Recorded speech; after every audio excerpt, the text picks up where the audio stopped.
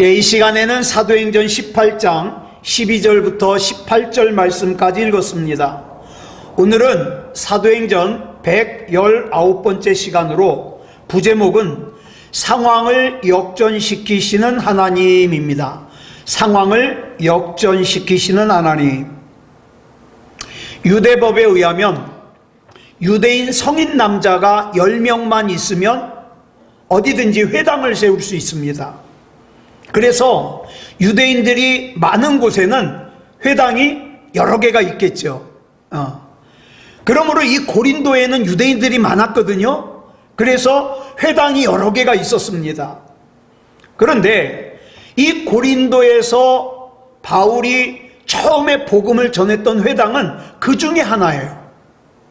그 여러 개의 회당 중에 하나인데, 그 회당의 유대인들이 조직적으로 바울을 괴롭히고, 그 다음에 바울이 더 이상 그 회당에서 복음을 전할 수 없도록 집요하게 방해를 했습니다.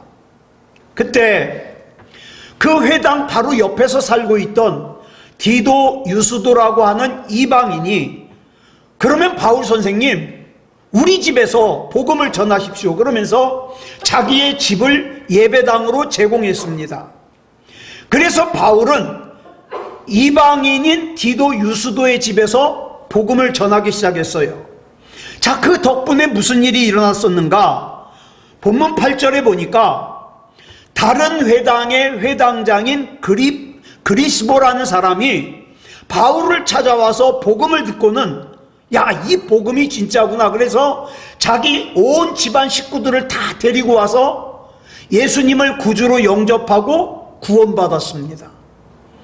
그뿐만 아니라 수많은 고린도 사람들이 또 유대인 회당보다는 어때요? 자기 같은 동족인 이방인인 디도 유스도의 집에서 집을 갔다가 왔다 갔다 하는 게 더 마음이 부담이 없잖아요. 그래가지고 마음 편하게 디도 유스도의 집에 찾아와서 바울로부터 복음을 듣고 복음을 받아들이고 세례를 받았습니다. 이것은 모두 바울이 처음에 복음을 전했던 그 회당에서 바울이 유대인들에게 쫓겨났기 때문에 이런 일들이 일어날 수 있었잖아요. 이걸 우리는 뭐라 그러냐? 신비스러운 하나님의 구원의 역사다, 이렇게 얘기를 합니다. 그러나 자, 바울을 쫓아낸 유대인의 입장에서 보면 더 화가 나겠죠. 회당에서 못하게 하면 떠날 줄 알았는데 그 바로 옆에 있는 디도 유스도의 집에 가가지고 복음을 전하니까 회당에서 전할 때보다 고린도 사람들이 더 많이 와가지고 복음을 듣고 구원을 받는 거예요. 그러니까 이 바울이 너무너무 비기 싫어가지고 어때요? 해코지하려고 작정을 한 거예요. 그 유대인들의 핍박이 얼마나 심했으면 바울 같은 분이 두려워가지고, 야, 이제는 고린도 떠나야 되겠다. 또, 야, 내가 이제 고린도를 떠날 때까지는 더 이상 복음을 전하지 말아야지, 입 닫고 침묵하고 있어야지, 이렇게 생각을 했겠습니까? 그래서 이제는 고린도를 떠나야 되겠다고, 이제는 고린도에서 복음을 더 이상 전하지 않고 침묵하겠다고 생각을 하고 있는데, 그날 밤에 주님께서 바울에게 친히 나타나셔서 뭐라고 말씀하시느냐? 두려워하지 말라, 침묵하지 말아라, 계속 복음을 전하라, 이렇게 말씀하시면서 격려를 해주십니다. 자, 성경을 쭉 보면 아마도 그날 밤에 주님께서 바울을 격려해 주시지 않았다면 바울은 고린도를 떠났을지도 몰라요. 자, 그러면 그 뒤에 이어지는 오늘 본문은 뭘 기록하고 있는가? 고린도에서 그와 같은 일이 있었던 시기가 어느 때였는지, 또 바울을 그토록 집요하게 괴롭히고 배척한 유대인들의 주동자 있을 거 아니에요. 주동자. 그 주동자가 누군지, 그리고 그 주동자의 결국이 어떻게 됐는지, 그걸 설명해 주고 있어요. 자, 본문 12절 보겠습니다. 시작. 갈리오가 아가야 총독되었을 때에 유대인이 일제히 일어나 바울을 대적하여 법정으로 데리고 가서, 자, 이 갈리오라는 사람이 로마 제국의 행정구역상 고린도가 속해 있는 것을 어디라 그러냐? 아가야 지방이라 그래요. 아가야 지방. 이 아가야 지방에 새로운 총독으로 부임을 했어요. 여기 나오는 아가야라는 곳은요, 그리스의 남반부 지역을 말하는데, 행정구역으로는 이 고린도와 그 다음에 아테네가 같이 아가야에 속해요. 자, 이 델포이 신전이라는 신전이 있는데, 그 신전의 비석에, 비문에 이런 글이 있어요. 이 글에 의하면 이 갈리오라고 하는 사람이 누구냐? 네로 황제의 가정교사였던 로마의 유명한 철학자이자 정치가인 세네카라는 사람이 있어요. 아주 유명하거든요. 이 세네카라는 사람의 친형이에요. 원래 이름은 노바투스인데, 이 노바투스라는 이 세네카의 형이 원로원 의원인, 그러니까 굉장히 높은 사람이에요. 원로원 의원이면 최고 높은 왕 바로 아래니까. 이 원로원 의원인 유니우스 갈리오라는 사람의 양자로 들어가요. 그래가지고 노바투스라는 이름을 뭘로 바꾸느냐? 갈리오로 바꿔요. 그래가지고 한때는 그의 동생 세네카와 함께 로마 제국 안에서 대단한 탄탄한 권력을 쥐고 있었어요, 이 갈리오가. 그런데 주 65년에 이 동생 세네카가, 여러분 잘 아시는 네로 황제예요. 이 네로 황제가 너무 난폭하게 구니까 이 황제를, 네로 황제를 몰아내려고 반란을 꾸몄는데, 이 세네카가 잡히니까 이 갈리오까지도 형제잖아요. 같이 음모를 꾸몄다. 그래가지고 네로 황제가 자살하라고 명령을 내려가지고 자살을 합니다. 그런데 오늘 이 본문이 기록된 시기는 이 갈리오가 그의 인생에서 가장 잘 나갈 때예요. 이 아가야 지방에 신임 총독으로 왔어요. 자, 그랬는데 신임 총독으로 왔을 때 어떻게 했다고요? 줄친 것만 시작. 유대인이 일제히 일어나 바울을 대적하여 법정으로 데리고 가서, 여기서 우리말 일어나 대적하다로 번역된 헬라어 동사가 카테히스템이에요. 카테히스템이. 이건 뭐냐면 쇄도하다, 막 공격적이다, 이런 뜻이에요. 그러니까 유대인들이 하나가 돼가지고 공격적으로 바울을 공격하는 거예요.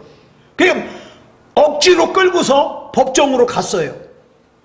그런데 그렇게 끌고 가는 유대인들의 주동자 이름이 17절에 나와요. 이 17절에 보니까 이 주동자의 이름이 뭐냐? 회당장 소스데네라는 사람이에요.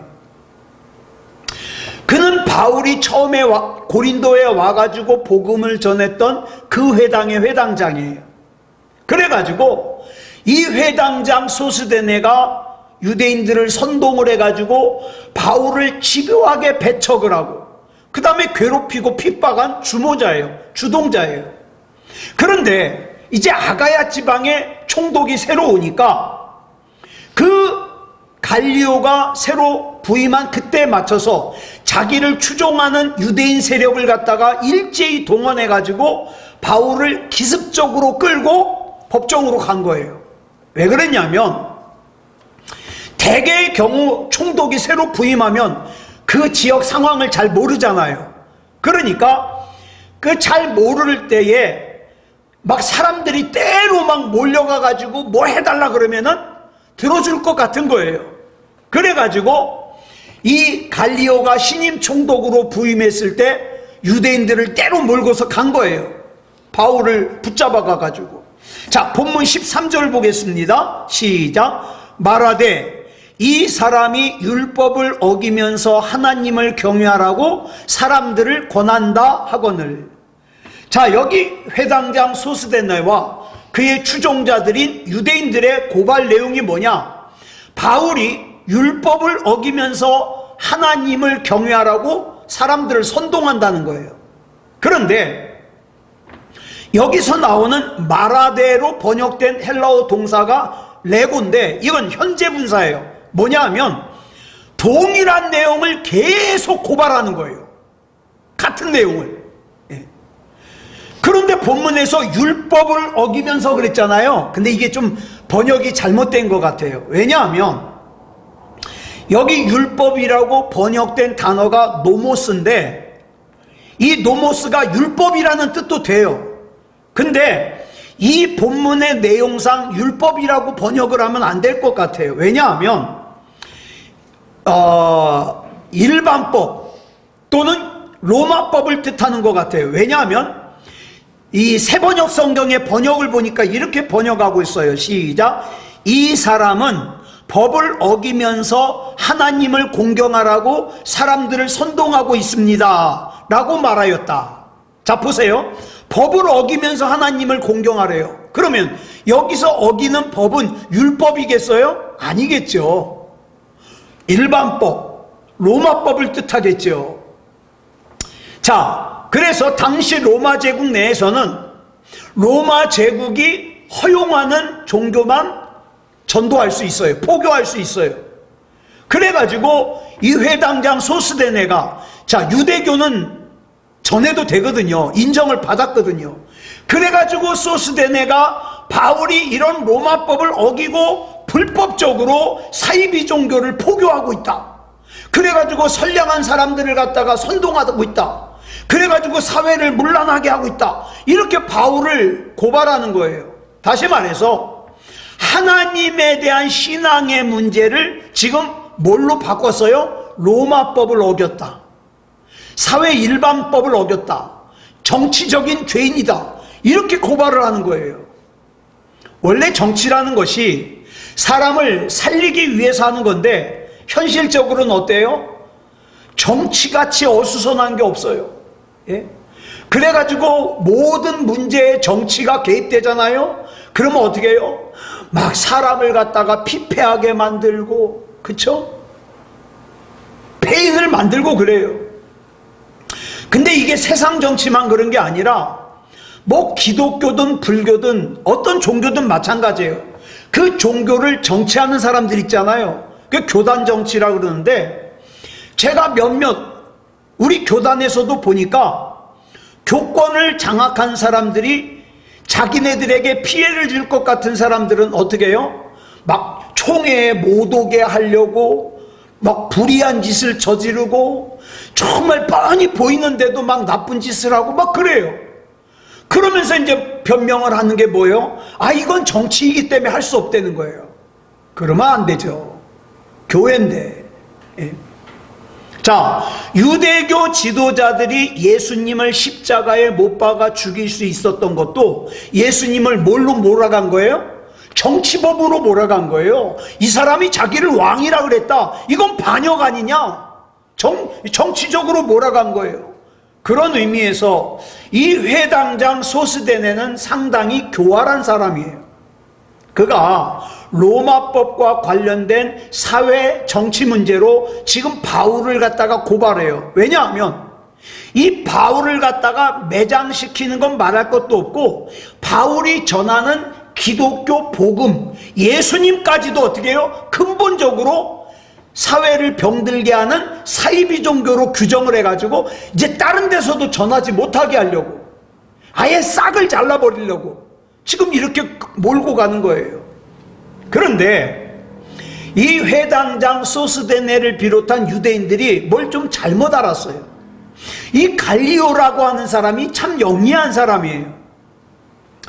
이 소스데네가 유대인들을 동원해가지고 그렇게 막 그 죄 없는 바울을 갖다가 정치범으로 몰아가지고 압박하려고 그러니까 이 갈리오가 그렇게 만만한 사람이 아니거든요. 뭐라 그러는가?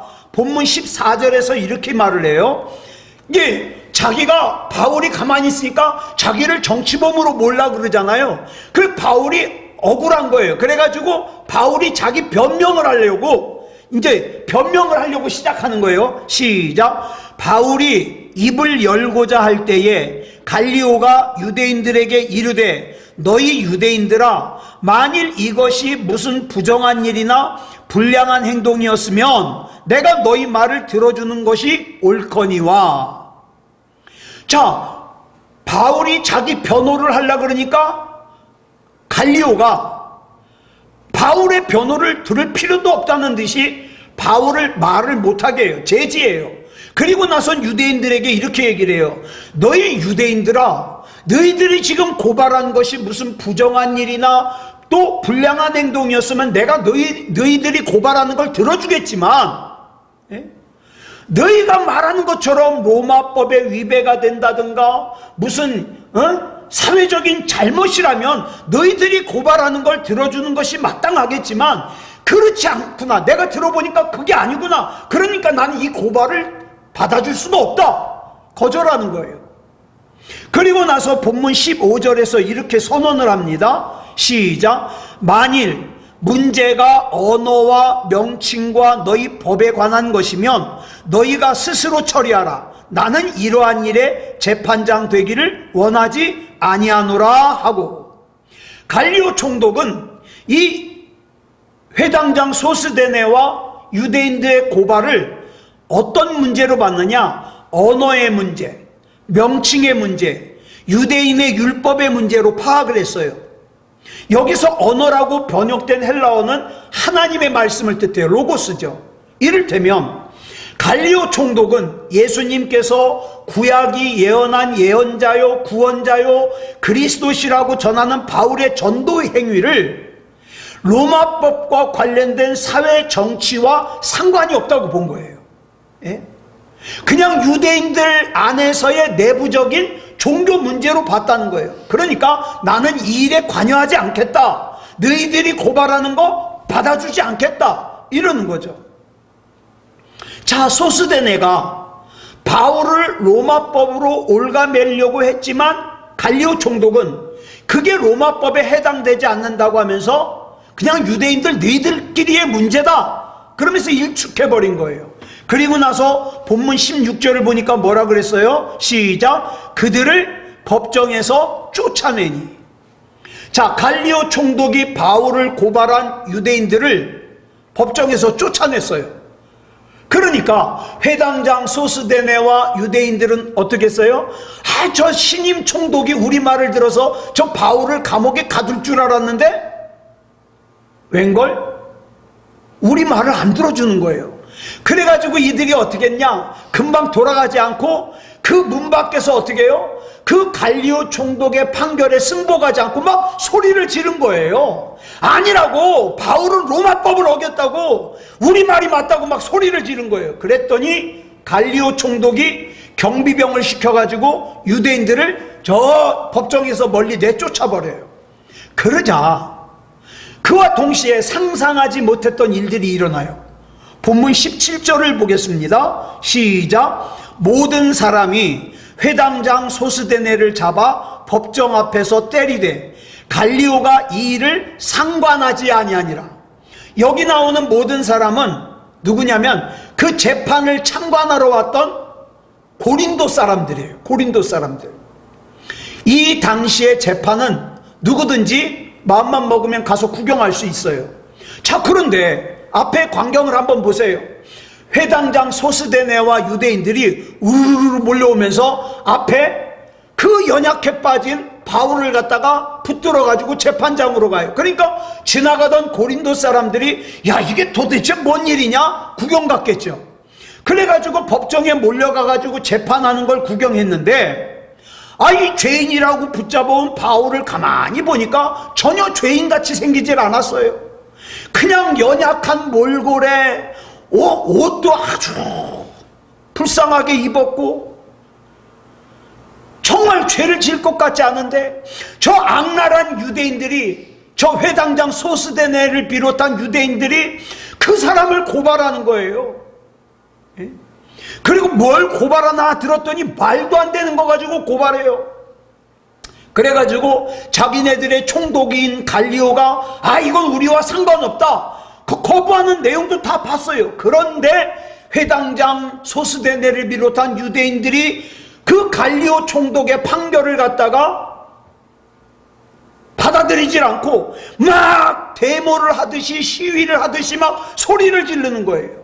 그러니까 갈리오 총독이 경비병을 불러가지고 다 바깥으로 내쫓았잖아요. 이 광경을 본 고린도 사람들이 회당장 소스데네를 비롯한 그 유대인들의 악랄하고도 무례한 행동을 보면서 화가 난 거예요. 어떻게 사람이 저럴 수가 있지? 그래가지고 그 갈리오 총독이 유대인들을 법정에서 쫓아내기 무섭게 그 유대인들의 지도자급인 선동자, 주동자인 소스데네를 갖다가 때리기 시작한 거예요. 막 때렸어요. 여기서 우리말 때리다로 번역된 헬라어 동사가 팁토인데 이건 어떻게 때리는 거냐? 막 몽둥이로 때리는 거예요. 막 주먹으로 막 때리는 거예요.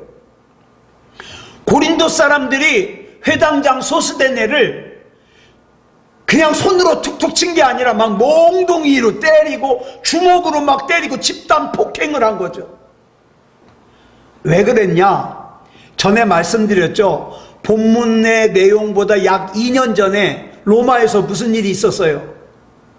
유대인들이 자기네들의 종교 문제 가지고 막 폭동이 일어나 가지고 로마의 황제가 로마 시민권이 없는 유대인들을 갖다 어떻게 했어요? 다 추방시켰었잖아요.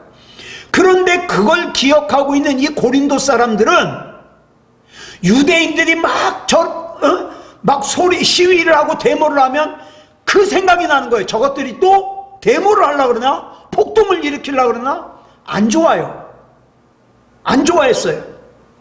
자, 그런데 바울의 복음 전도를 로마법을 위반한 그 정치 문제로 몰아가지고 바울을 완전히 매장시키려고 했던 회당장 소스데네의 계획은 뜻밖에도 자기 자신이 고린도 사람들에게 집단 부탁, 몰매를 맞는 걸로 끝나버렸습니다. 그래가지고 어떻게 됐냐? 그 다음에 보니까 이 사건 이후로 바울이 그 고린도에서 거하는 동안 복음을 전하잖아요. 그런데 어떤 유대인도 바울이 복음을 전하는 걸 제지하거나 방해하지 않아요. 자유롭게 복음을 전할 수 있게 된 거예요. 더 놀라운 게 뭐냐? 갈리오 총독이 보는 앞에서 고린도 사람들이 회당장 소스데네를 갖다가 막 두들겨 패고 있는데 갈리오 총독이 구해주려고 하지 않아요. 하지 말라고도 하지 않아요. 더 충격적인 사실이 뭐냐면 지금 이 회당장 소스데네가 주동자잖아요. 유대인들을 주동한 주동자잖아요. 그런데 그 소스데네가 몰매를 맞고 있는데 같이 왔던 유대인들이 한 사람도 나서서 소스데네를 구해주려고 하지 않더라. 조금 전까지만 해도 기세등등했던 소스데네는 아무도 도와주지 않는 가운데 분노에 찬 고린도 사람들로부터 집단 폭행을 당했다 이 말이에요. 왜 그러냐? 이것은 바울을 악랄하게 괴롭혔던 소스데네에 대한 하나님의 심판이었기 때문이에요. 자, 이 소스데네라는 사람이 만약에 이 일을 겪은 다음에 내가 잘못했구나 회개하고 돌이켰다면 다행이지만 이런 일을 겪었음에도 불구하고 회개하지 않았다면 이 소스데네는 이 세상을 떠난 뒤 그것과는 비교도 할 수 없는 더 무섭고 더 굉장한 하나님의 심판을 받게 되겠죠. 자, 그러면 다시 회당 옆에서 살고 있던 이방인인 디도 유스도의 집에서 복음을 전하면서 동일한 유대인들로부터 매일같이 협박을 당하고 수모를 당하고 그 다음에 욕을 먹고 그랬던 이 바울이 어느 날 느닷없이 들이닥친 유대인들의 손에 붙잡혀서 마치 죄인처럼 갈리오 총독 앞으로 끌려갔잖아요. 얼마나 이게 창피한 일이에요. 저 사람은 뭘 잘못했길래 저렇게 끌려가지? 그러지 않았겠어요, 사람들이? 그런데 바울은 그걸 조금도 수치로 여기지 않았어요. 만약 바울이 그런 걸 수치로 여겼다면 복음의 증인으로 살질 않았죠. 왜? 우리가 앞에서 쭉 살펴봤지만 1차 전도 여행 때 무슨 일이 있었어요? 피시디아 안디옥에 전도하러 갔더니 바울이 그곳에서 바울을 시기하는 유대교 지도자들에 의해서 어떻게 해요? 회당에서 쫓겨났어요. 그뿐만 아니라 바울을 모함해가지고 아예 비시디아 안디옥에서 쫓아내버렸어요. 루스드라라는 곳에서는요, 돌팔매질을 맞아가지고 죽은 것처럼 쓰러졌는데 사람들이 죽었다고 성 밖에 끌어다 버렸잖아요. 2차 전도 여행을 할 때는 어땠습니까? 빌립보에서 마치 개가 끌려가듯이 법정으로 끌려가 태형이라고 사람 묶어놓고 막 패는 거 있어요. 그 태형을 당하고 그 다음에 지하 감옥에 끌려가서 발을 쫙 벌린 다음에 두 발에 착고를 채워가지고 지하 감옥에 내던져지기까지 했잖아요. 그럼에도 불구하고 바울이 포기하지 않고 아테네를 거쳐서 고린도까지 찾아간 것은, 바울에게 있어서 그런 일을 겪는 것은 수치가 아니에요. 오히려 바울이 생각하는 수치는 뭐냐? 고린도전서 9장 16절을 보니까 그 수치를 이렇게 설명해요. 시작. 내가 복음을 전할지라도 자랑할 것이 없으면 내가 부득불할 일임이라. 만일 복음을 전하지 아니하면 내게 화가 있을 것이로다. 내가 말을 할 수 있음에도 불구하고 이 말로 복음을 전하지 아니하고, 내가 걸어다닐 수 있음에도 불구하고 내가 복음을 전하러 가지 아니하고, 내가 이 두 팔을 움직일 수 있음에도 불구하고 이 팔로 복음을 전하지 않는 것은, 그것이 내게 화가 되고 내게 수치라 이 말이에요. 그래서 그는 주님의 영원한 증인이 되기 위해서 목이 떨어져 나가는 참수형을 당할 때까지 어때요? 하나님의 영원한 사도로서 복음을 전하는 일을 할 수 있었던 거죠. 반면에 이 소스데네라는 회당장은 바울과 정반대의 사람이에요. 바울에게 공개적으로 수치와 수모를 가함으로써 바울을 파멸시키려고 그랬어요. 그런데 역설적이게도 갈리오 총독 앞에서 자기 계획은 이 바울을 갖다가 벌을 받게 해가지고 감옥에 가두는 거였는데, 오히려 자기가 고린도 사람들에게 집단 구타를 당하는 수치와 수모를 당했잖아요. 아까 말씀드렸어요. 만약에 소스데네가 이런 일을 겪고 해결했다면 다행이지만, 그 후로도 똑같이 죄를 짓고 살았다면 이 얼마나 큰 문제예요. 자, 그러면 이 사람이 회개했을까요? 안 했을까요? 예? 회개했을까요? 안 했을까요? 다행스러운 것이 바울이 고린도 교회로 편지를 쓰는데 그 고린도전서 1장 1절에서 이렇게 설명하고 있어요. 하나님의 뜻을 따라부터 시작. 하나님의 뜻을 따라 그리스도 예수의 사도로 부르심을 받은 바울과 형제 소스데네는. 바울은 고린도전서 1장 1절에서 소스데네를 누구라고 소개하고 있어요? 같이 복음을 전하는 형제라고 소개하고 있어요. 이로 보아 아마도 소스데네는 이 본문의 사건 이후에 회개했던 것 같아요. 예? 그래가지고 바울이 에베소에서 고린도 교회 성도들에게 편지를 쓸 때 그 바울과 동행하면서, 바울은 눈이 굉장히 안 좋았거든요. 안지를 알았기 때문에. 그래가지고 뭘 읽지도 잘 못하고 쓰지도 못해요. 그래가지고 이 소스데네가 바울이 불러주면 그걸 받아 쓰는 거예요. 자, 부르겠습니다. 그리고 이제 부르는 거죠. 하나님의 뜻을 따라. 그러면 하나님의 뜻을 따라 그리스도 예수의 사도로, 그리스도 예수의 사도로 부르심을 받은 바울과 형제 소스데네는 받아 쓰는 거예요. 자, 그래서 이 소스데네는 돌이켰다 이 말이에요. 오늘 보세요.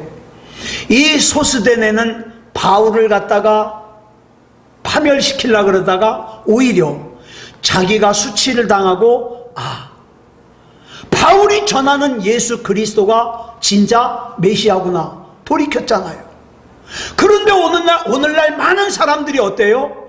교회는 왔다 갔다 하는데 예수님을 구주로 영접하지 않아요. 교회는 왔다 갔다 하는데 믿음다운 믿음이 아니에요. 구원받을 만한 믿음이 아니에요. 그리고 그걸 돌이키지도 않아요. 그러면 장차 하나님 앞에서 심판을 받게 될 때 어떻게 되냐 이 말이죠. 예. 그래서 우리는 믿음다운 믿음이어야 돼요. 하나님 앞에서 구원받을 만한 믿음이어야 돼요. 그 다음 이어지는 본문 18절을 보면 이렇게 시작되고 있어요. 줄친 것만 시작. 바울은 더 여러 날 머물다가. 여기서 말하는 여러 날은 통상적으로 일주일 미만이에요. 그런데 여러라고 번역된 헬라어 히카노스는 충분하게 많은 이런 뜻이에요. 그러니까 충분하게 많은 주일 동안 있었다는 뜻이죠.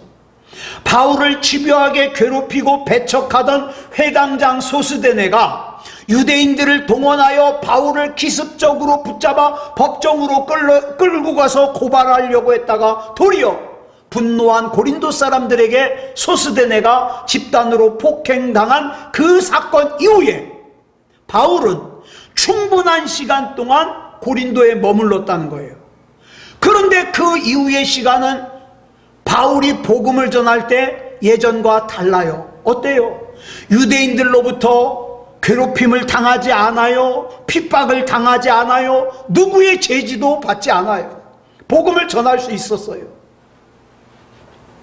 바울이 고린도에서 유대인들의 집요한 배척과 괴롭힘과 억울한 모함과 고발을 당한 결과는 전혀 예상치 못하게 복음을 자유롭게 전할 수 있는 걸로 귀결됐어요. 오늘 저와 여러분이 지난 한 해 동안 쭉 살아오면서 힘든 일들도 있었고 눈물 나는 일들도 있었고 한숨 나오는 일들도 있었지만 그러나 우리에게는 뭐가 있습니까? 나의 하나님이 계셔요. 그래서 우리는 하나님 앞에 기도합니다. 때로는 하나님께서 일하시는 것이 내가 생각하고 내가 기대하는 것과 다르다 할지라도 하나님이 일하시는 것이 옳습니다. 그래서 하나님의 섭리는 언제나 저와 여러분의 상상을 초월하여 내 생각보다 높고 내 계획보다 높아서 하나님은 실수가 없으세요. 하나님께서는 저와 여러분을 세워주실 겁니다. 하나님께서는 저와 여러분의 가정을 세워주실 거예요. 하나님께서는 저와 여러분의 자녀들도 책임져 주실 거예요. 하나님께서는 우리 교회도 책임져 주실 거예요. 나는 뭐만 하면 돼요? 하나님의 이끄심대로 가면 돼요. 가면. 세상 사람들의 눈으로 보기에 수치가 아니라 내가 복음을 전할 수 있음에도 불구하고 전하지 않음으로써 받는 수치, 바울이 수치로 여겼던 그것들, 저와 여러분도 바울과 같이 그런 걸 수치로 여기고 기회가 될 때마다 하나님께서 마음을 주실 때마다 복음을 전하고 전도하고 영원한 생명을 구원하는 그런 하나님의 사람이기를 그리스도 예수님의 이름으로 축복합니다. 기도하겠습니다. 사랑의 아버지 하나님 감사합니다. 오늘 우리가 또 사도행전 18장의 말씀을 나누었습니다. 하나님, 우리는 언뜻 생각할 때 내가 계획하는 것이 옳은 것 같고 내 계획대로 됐으면 좋을 것 같습니다. 그러나 많은 순간에 하나님의 일하시는 것과 내가 기대했던 것이 다를 때가 많습니다. 그러나 어떤 상황 속에서도 하나님을 신뢰하게 하시고 하나님께서 나에게 가장 좋은 것 주시고 하나님께서 나에게 가장 좋은 길로 인도하심을 의심하지 말게 해 주시옵소서. 우리 인생을 붙잡아 주시고 우리 가정도 붙잡아 주시고 우리 교회도 붙잡아 주시고 이 나라 이민족도 붙잡아 주시옵소서. 이 밤에 기도할 때 우리 하나님께서 인도해 주실 줄 믿사오며 그리스도 예수님의 이름으로 감사하며 기도드려 싸움나이다. 아멘.